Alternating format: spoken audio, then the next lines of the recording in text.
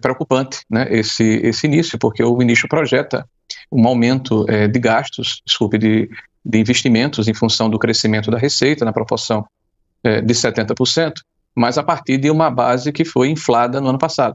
É sempre bom lembrar que houve a PEC da transição, 200 bilhões de reais foram acrescidos ao orçamento, dos quais 145 bilhões foram excepcionalizados pelo teto, e há um percentual aí em torno de 70, 75 bilhões de reais para investimento.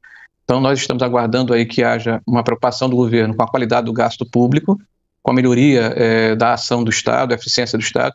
Não se fala mais em reforma administrativa, por exemplo, né, na necessidade de melhorarmos o atendimento à população, melhorarmos a eficiência e a produtividade do governo, e isso certamente vai continuar a pressionar a dívida pública no sentido ascendente, o que vai dificultar qualquer queda de juros e, por via de consequência, crescimento econômico no médio prazo. Vou passar para o líder do governo, Randolfo Rodrigues, é a mesma pergunta. O que vai acontecer a partir daqui, pós 100 dias de governo? Como é que o Congresso tende a tocar para frente estas pautas que dependem, né, de aprovação ali no que diz respeito à reforma tributária e também o arcabouço fiscal, líder? Basília, e assim, cumprimentando também meu colega de oposição, senador Rogério Marinho, é importante só destacar uma coisa. Essa taxa de 13,75%, a maior da história, não veio de janeiro para cá, não. Foi herdada por nós do governo anterior.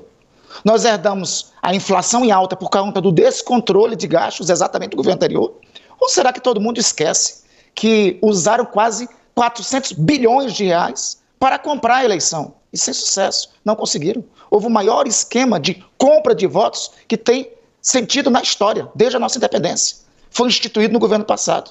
Se teve um descontrole das contas públicas para o gasto, foi a partir de janeiro, fevereiro do ano passado, com as medidas que foram utilizadas só do ponto de vista eleitoreiro. E isso levou ao crescimento da inflação e levou a essa taxa de juros de 13,75% que nós estamos herdando. Nós inauguramos desde o 1º de janeiro um conjunto de ações para reconstruir o país. Basília, faziam campanha contra a vacinação nesse país. A vacinação voltou. Basília, nesse país não tinha programa social para os mais pobres, 3 milhões, o Bolsa Família voltou. O salário mínimo voltou a ter aumento real, o que não tinha há 4 anos. O Minha Casa Minha Vida, um programa de habitação consistente, vai atender até o final desse governo 2 milhões de brasileiros. 25 mil médicos estão sendo contratados para atender as comunidades que mais precisam, em um programa que havia sido desestruturado nos últimos 4 anos.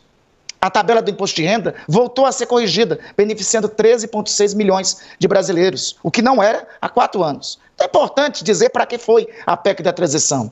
Porque este governo começou quando o outro governo, na prática, deixou de governar. Aliás, governou pouco. Era muito especializado em motociata, em fake news. Governar era algo que eles não estavam muito acostumados. E desde o dia 30 de outubro do ano passado, se dedicaram somente a tentar dar golpe de Estado. Fracassaram. E nós, na prática, tivemos que aprovar uma PEC da transição para começar essas medidas de reconstrução. Essas medidas agora têm que ser aprovadas pelo Parlamento.